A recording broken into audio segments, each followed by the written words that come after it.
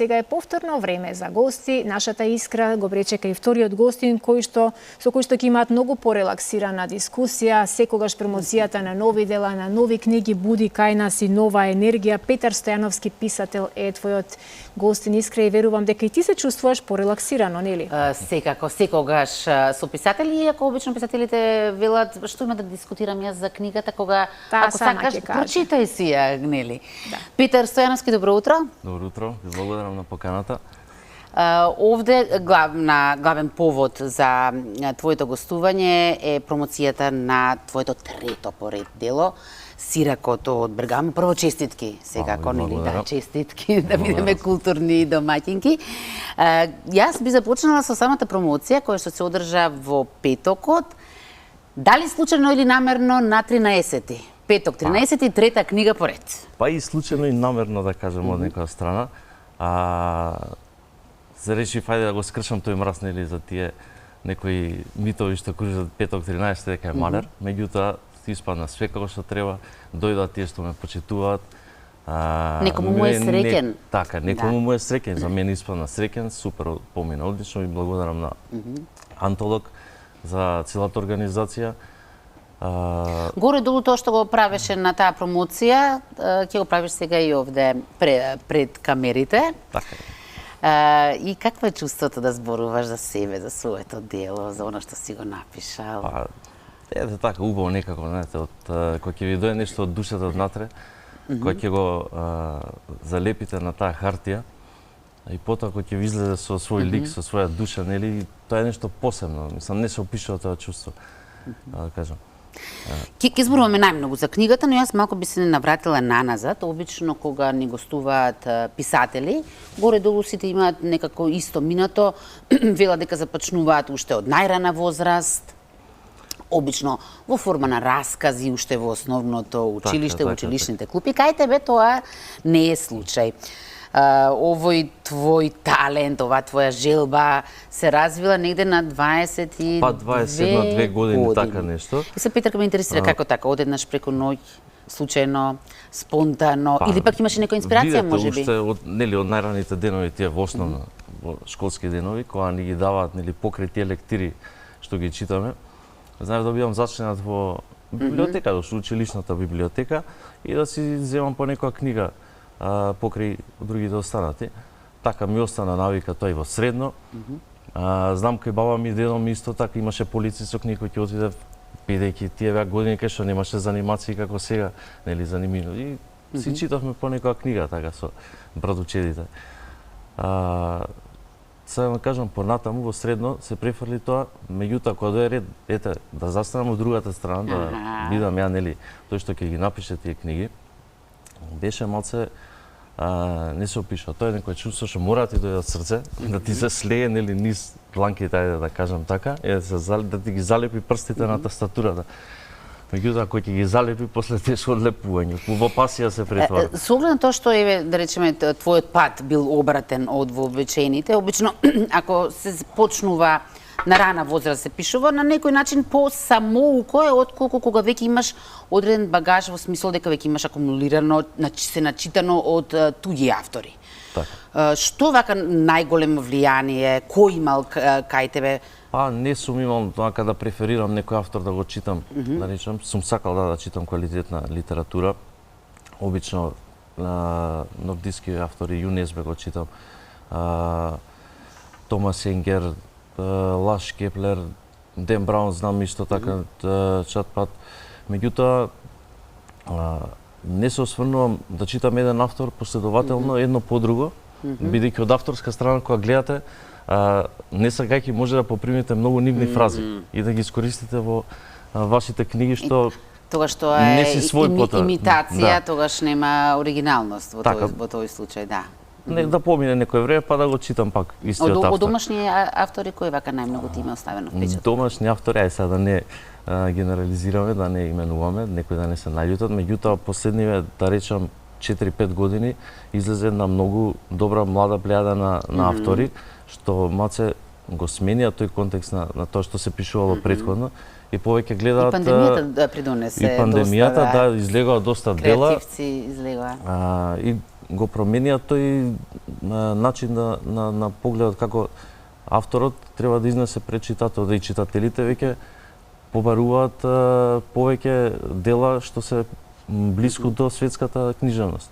Значи, малце излеземе од границите на Македонија. Рековме трето дело, ајде по ред да одиме. И тоа ме интересира дали е случајно или не, со оглед на тоа што имаш студирано географија и во насловот од првото дело странец под Алпите веќе имаш и географски поим. Така, таа приказна започна, значи, странец под Алпите е првиот дел, всушност, ова е продолжение.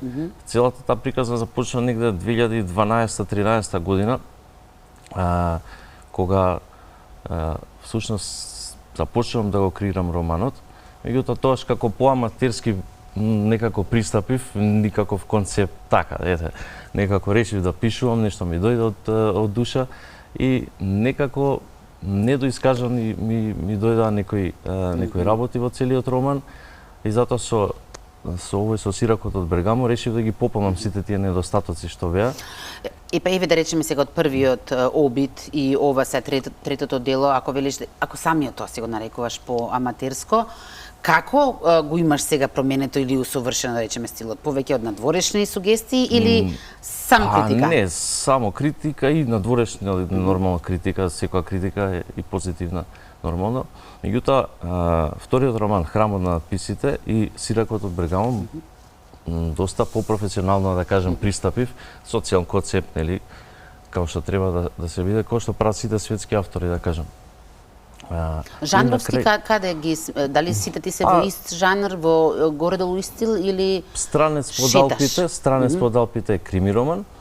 Храмот на надписите, да речем, трилер, авантура, има пак некоја друга тема. И Сиракот од Бергамо, иста крими трилер, има истражување и му возможно читателот да се впушти во истрагата на самата приказна, да го води. Секако дека третото твое дело, најновото твое бебе. Да, па бебе, така и иако тој момент мислам дека е најтешок за писателот кој ќе се одвои од своето бебе, кој нема веќе пиши, бриши, поправи, готово. Да, оваа година убави работи ми се случија, си добив едно бебе. Ете, видиш, ништо не е случајно. Пред месец и пол, така да е живо и здраво. Ви благодарам. Сакав да кажам дека и за гледачите секако има подарок. Така. Ќе го подариме, подоцна ќе вклучиме еден гледач. Мене ме интересира кој е Сиракот од Бергамо. Сиракот од Бергамо, значи целата приказна се одвива на италијанско тло. Меѓутоа, ете така да биде поинтересно, направив протагонистот, значи главниот лик да биде македонец. Така започнал сте кај Странец под Алпите. Шо бара македонецот во Италија, кажи ми? Па, ќе си видат читателите тоа. Да. Што е она што можеме да откриеме за делото, да заскокоткаме, а не да откриеме се? Конкретно за последната, нели, за Сиракот од Бергамо, се случува 10 години подоцна. Пишува, од првото пишува и позади, од како е пенсиониран главниот протагонист, го враќаат пак во служба. Така, една интересна крими приказна, која што ја мислам дека ќе ги задржи читателите да не го остават романот од рака. Имаш нека мистериозна насмевка кога зборуваш, дали тоа значи дека можеби има приказна зад приказната? Во врска со идејата за делото? Ја ги правев да не бидат поврзани, значи за читателот кој ќе чита Сиракот од Бергамо, да не мора нели претходно да го има прочитан Странец под Алпите, така да си бидат како посебни целини. Има и тука сегменти кои што се објаснети од првата книга за да не биде збунувачки. Вели спомена истражување. За какво истражување станува збор? Значи веќе сега поготово што не сум бил ја во Италија. Значи сега се осврнувам да пишувам нели за друга земја.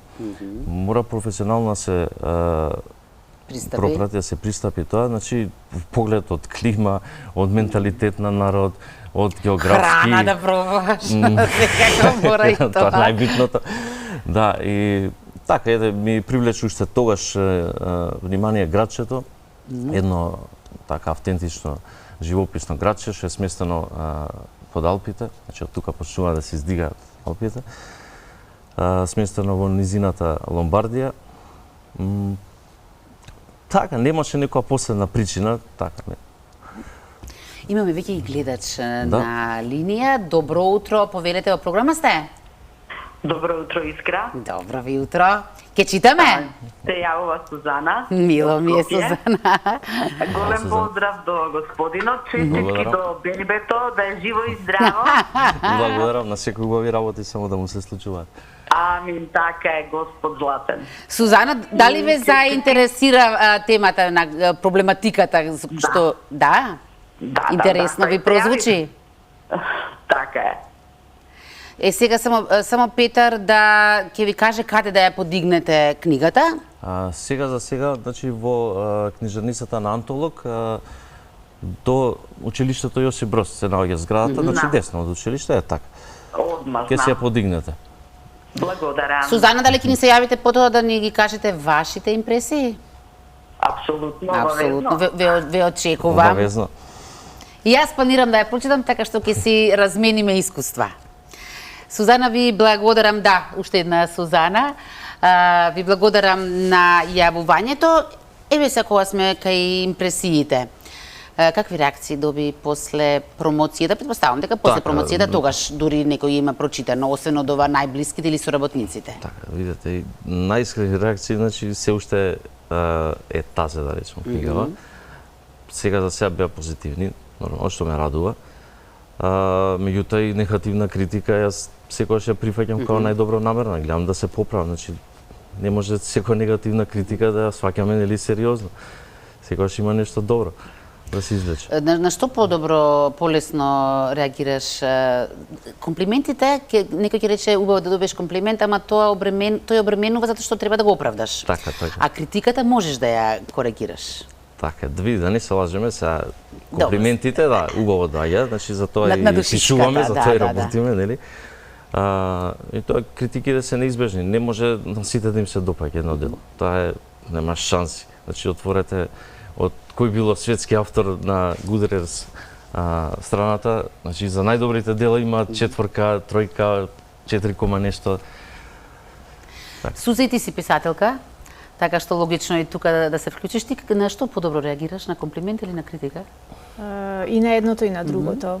Во минатото се разбира, критиките не секогаш ми паѓа лесно да ги прифатам, но после сватив колку тоа е добра работа да ти ја каже некој забелешката директно, за да можеш да се поправиш и да бидеш подобар во иднина. Инаку, едва чекам и јас да го прочитам Сиракот од Бергамо, со оглед на тоа што Петар кажа дека никогаш не бил во Италија, ама истражил и пишувал како да бил, што ме потсети на еден од моите романи, каде што јас никогаш не сум била се уште во Амстердам, за жал, но поголемиот дел од дејствието во еден од романите се случуваше токму таму и јас вистински уживав истражувајќи за Амстердам, Искра, и така да многу од гледачите, добро, Амстердам е такво место што и многу од тие што биле не се сеќаваат на него. Имаш право. Да. Петар, многу ти благодарам на ова твое гостување, навистина убав период за тебе. Така се.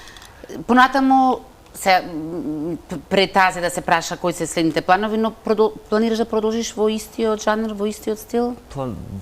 Сакам малце или да ја сменам. посветиш далje, што планираш? Тоа да прво ја пишувам и се запишуваме, па после ќе посетиме местото кај што сме пишували. Сакам да сменам, имам некои планови, не би сакал да откривам, уште само така лебдат во воздух, како сакам да одморам се едно година, две, ништо да не правам. Нема да те ставиме толку многу да знаеш. Премногу ти е тоа. Нека живее долго книгата, посакувам. Да, така. Ви благодарам.